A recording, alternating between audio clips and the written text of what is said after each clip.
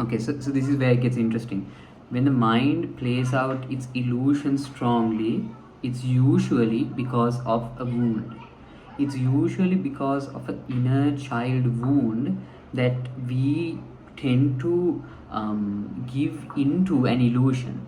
Okay, let me take you through some examples. So you like a particular person, yeah, you start to see them in this grand kind of way. If you ever had a kind of crush on a person who you knew like before a crush and after a crush, I mean, you would nice to see how your perspective on that particular person just expanded, just changed. Who you saw in one way for a time period, now all of a sudden you see them in a completely different light. So that is your mind kind of nicely playing out. The reason is, why does this happen? Is it because this was your the other part of your soul, your twin flame who you were supposed to meet? I mean, this is not me saying that such a person out there might not exist, in the sense of like that there is no good partner or ideal partner for you. But more often than not, what happens is we romanticize an idea of a partner, because that level of acceptance and seeing ourselves, we can't do it without the permission slip of another being. So we put this narrative of a partner in order to do that to ourselves. Yeah. So when you see this perspective of this person who is like kind of large than life, when you sometimes see them, and them kind of seeing you and accepting you means so much to you, but it is a prison, a trap that you built. The funny thing is, it can work, they can see you in that light, but I feel like that was never the point. Because after some time passes and your particular person sees you that way, it kind of becomes less important whether they see you that way or not, because the real lesson or the real journey was you being able to see yourself that way. Why do you need the permission slip of another human being to see you in a positive light? You get what I'm saying?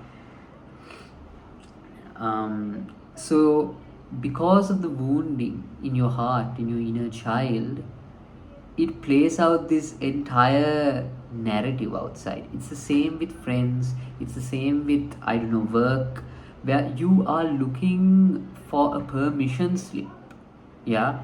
The reason you would rather hang out with a friend than by yourself is, when you hang out with a friend,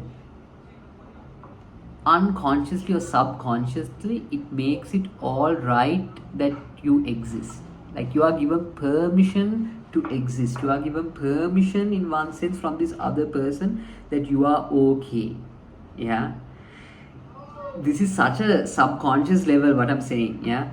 So whenever you are by yourself, the reason you can't spend lots of time just vibing alone is because you're not getting that permission slip to say it's okay to be completely vibing alone.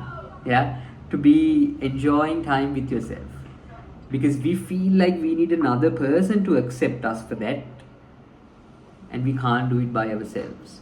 I've been spending lots and lots and lots of time alone since recently, and it's been freaking amazing. It's been both. Yeah, it's been very overwhelming sometimes, because once you come back into yourself, into your body, into what you're feeling, a lot of emotions start to rise up, and you start to kind of give space to all these things which you never have given space to in your life, because you'll be fucking escaping, either through like analyzing or going on walks or doing god knows what. Yeah. So the moment you come back to yourself, you start to see, you start to love. Sometimes it can be very overwhelming, sometimes it can be extremely joyous, like there can be so much joy. I remember writing in this kind of journal kind of thing, that I think I'm the happiest person in Navalapiti. I think I'm the person who's experiencing the most amount of joy, because at that point I was. That's not to say it's a constant state, you know. And all these states, they come and go, but you have to give space to it. You have to allow it to play out, and that's the wonder of now, you know. That's the wonder of what's happening right now. Yeah, it's not to say that one state is the state and when you get to this state it will be the best. No, it's showing up for each and every state that you go through. It's showing up and not trying to run away from it, not trying to abandon it, not trying to be like, I don't like what I'm feeling, like I don't want that, and going away. No, it's completely fucking showing up and being there for it, loving it. Yeah. And once you do that, you'll start to see the wound. You'll start to see where the attachment is. You'll start to see where you have given your power outside to other people, because you haven't been able to meet yourself there. It's been too scary. Yeah. So I feel like this path to Nibbana, whatever you want to call it, and the path of real healing are the same fucking thing. It's the same thing. It's the same thing. So this journey, the key to this journey, or the pathway to this journey, is very unique from individual to individual, and I believe that no teacher can give it to you. No teacher can give it to you. It's you. It's something you have to give yourself. And I will stand by this particular fact. No teacher can give it to you. A teacher can show you the way. A teacher can open up your perspective. A teacher can do all these things. But the real work can only be done by you. Yeah, you are the main character, not the teacher, not the Buddha, not the Sangha. You.